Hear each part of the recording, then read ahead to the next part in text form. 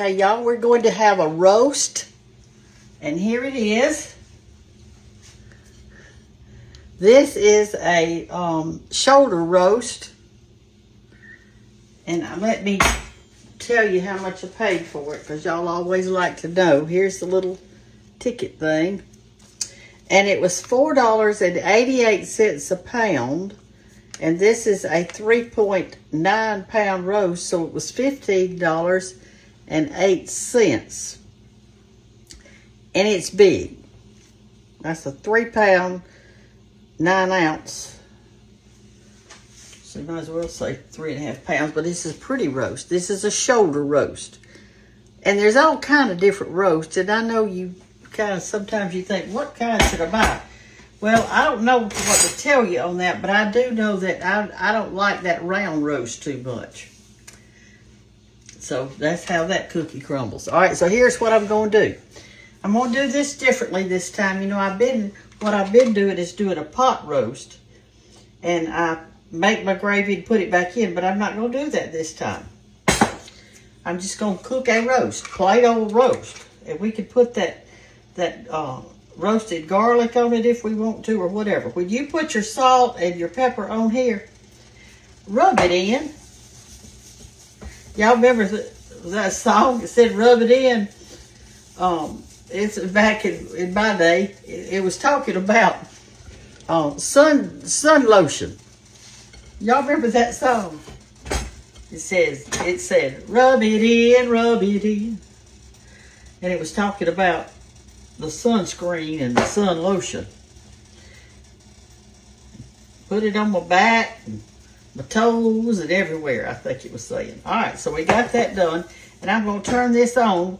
I've got about 4 tablespoons of grease in here, just enough so that I can sear all the sides of this roast. When you sear it, it locks in moisture.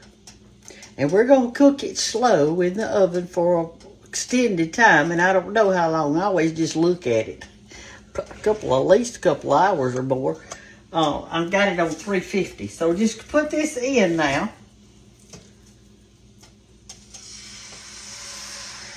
We're going to sear it on that side. I'm supposed to have it fairly hot. Okay. All right, let's sear it on that side. It just barely fits in this pot, doesn't it? Okay, it's cooked on that side probably for 2 to 3 minutes. Try not to stick the fork in the meat because you don't want the juices to get out.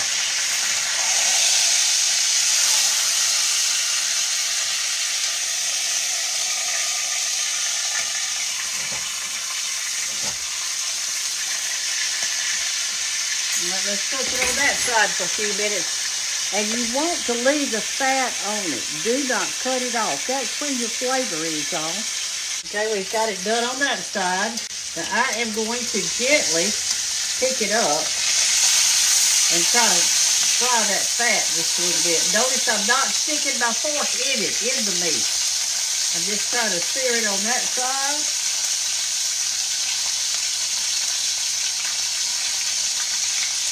Just a little bit to get those good flavors down in there. Because I probably will make some gravy on the side in case somebody wants it on the cream potatoes. But it won't be on the actual meat. But that fat, oh my goodness, it's so good. I'm going to lay it back down and let's sear this other side. Right here. See how good the fat side is done? Just make sure that you don't stick your fork in.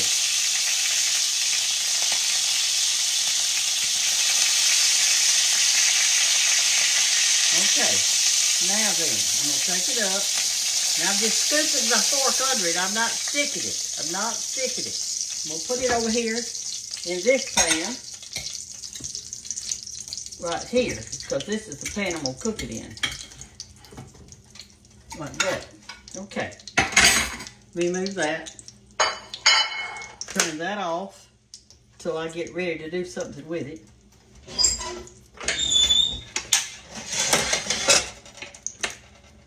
Right, now here is our seared roast. Right there, that shoulder roast. Now I'm gonna cut up an onion just to put on top of it for seasoning and juice, and that'll be good. So let me get that. All right, let's put our onions on top. I just cut them in thin slivers. Is what I did. And onions have a lot of juice in them, so this is going to be really super good with that onion flavor going down there in it. And this is the time that we're going to put on just a tad of garlic too. Not even mention the other garlic that we've done. Now if you want to put something else around here, you can. Like little carrots or something like that, you can put them around. I don't want to put any potatoes because I've already done that. I've already done it, so I don't want to do that. But I am going to put a little garlic powder. Just a tad. Woo! That's ground turmeric. Goodness gracious, I do that look mighty dark. Here's my garlic. Of course, that might be pretty good, hadn't it?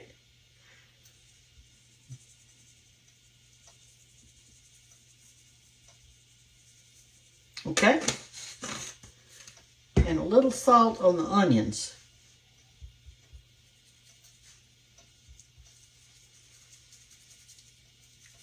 All right, there you go. Cover it good. I'm going to put about a half a cup of water in it, just so that it can steam a little bit and not cook dry. That ought to be plenty, because we're going to cook it slow. And you don't want to overcook it. And for goodness sake, when you take it out of the oven, make sure that you cut it against the grain. If you cut it with the grain, it's going to be tough. You can't chew it. So the cutting is very important. And fold this over real good to kind of make it airtight. I'm not quite ready to put it on yet. It's a little early yet for supper, but I got it going, and I got our potatoes ready to cook. I'm doing prep work. Okay, y'all, we are going to make some good roast gravy with this grease that the roast just got seared in, because that fat and all those juices that came off the outside of that meat is in this skillet. And it's just grease and that good flavor in here.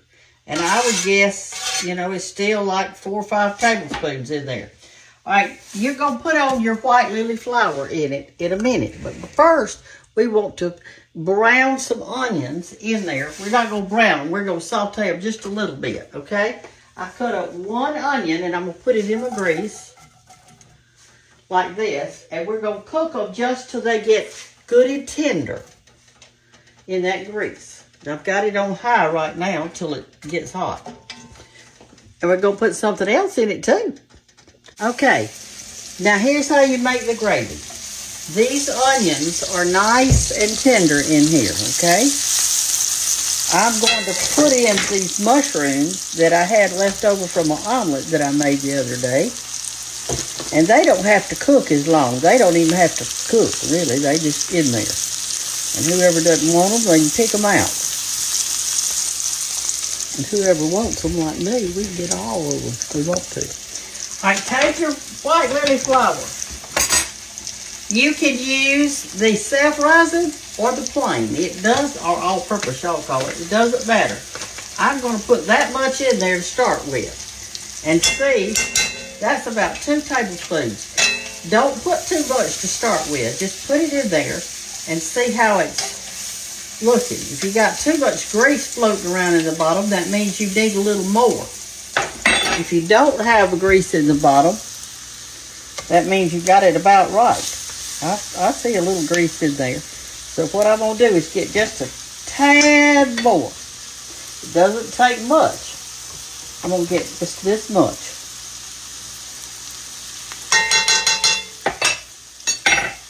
and stir that around. And I hadn't salted it or peppered it yet because I'm going to taste it.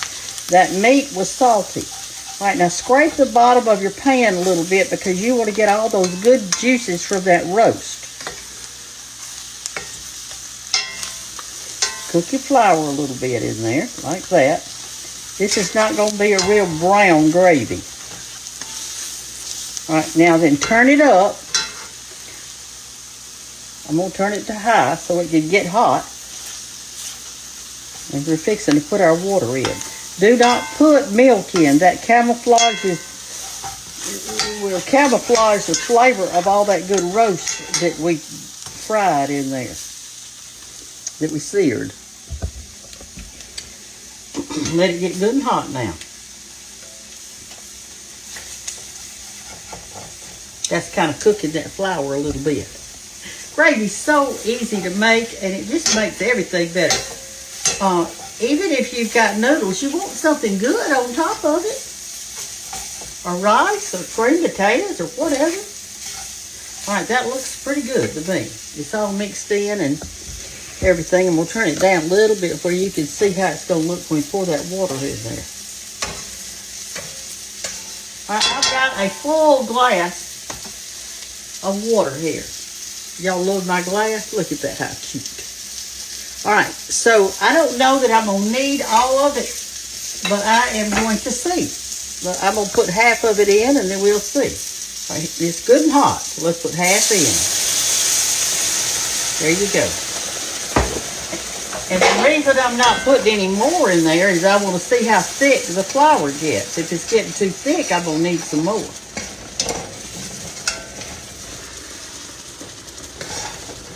All right, let's look at it. Give it a minute and you can kind of tell. You can make mushroom gravy, whatever kind of gravy you want to make.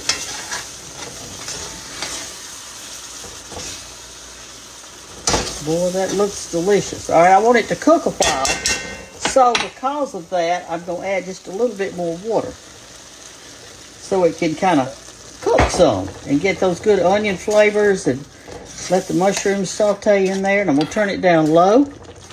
Like that, and I'm fixing to taste it right now. Isn't that beautiful? Look at that. And let it kind of cook down a little bit, and you're going to have it ready. Now that's going to be delicious on the potatoes, on the roast, on whatever. Let's get us a spoon. I keep my little teaspoons right up there handy because I'm always tasting. I got it turned down low. All right. Now we're tasting for flavor. We're tasting for salt and for pepper and any other thing you might want to put in there.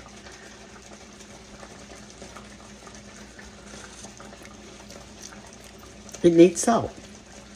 Bad. And pepper. So here we go. I'm going to put that down like that. I taste those good meat flavors, but I don't taste salt. So we'll put some salt. I'm going to put some pepper. Gravy is so easy to make, y'all. It is so easy. Stir it up. And it looks like I need a little bit more water in there. I've got like that much left in my glass. That's it. That's all my water I have. So you got a whole glass full of gravy, and it's nice and thick like that. I don't like it clumpy. Do y'all? I don't like it clumpy. So we want to get it good and thick. Without, I mean, you know, you want it thick, but you don't want it clumpy. All right, let's see how that salt and pepper did. Let's see what we need. At this time, you could add whatever you want in there, like garlic powder or whatever. But since I have it on my roast, I don't want to.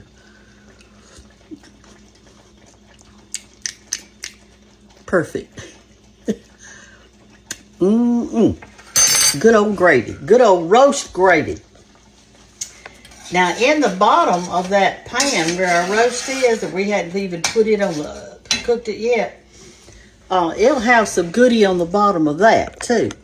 And so you can save that and use it in a soup or whatever. Don't ever throw away any of those good juices in the ham or anything else, okay? All right, we're just going to take this up and put it in a bowl. And then right at supper, I'm going to stick that whole bowl, because I'm going to put it in pottery. I'll stick it in the oven just for a minute to get it reheated. And then I'm fixed to wash that pan right there and have it out of the way. All right, y'all, I'm ready to take out the gravy out of the skillet and put it in a hot pottery bowl. So here's how I do it. I put a bowl in the oven, this one right here, on 350 degrees. This bowl is 350 degrees. Then I set it on my stove and I pour my gravy in it. Sometimes when I pour it in there, it sizzles because the bowl's so hot. But that's how I carry things that I want to keep really hot. So I just pour it in.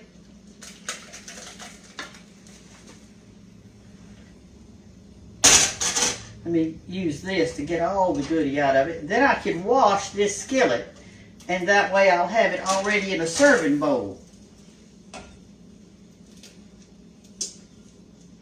I'm standing on my tiptoes. All right, there you go. And just push it back on your stove that the top of it's hot. Push it out of the way.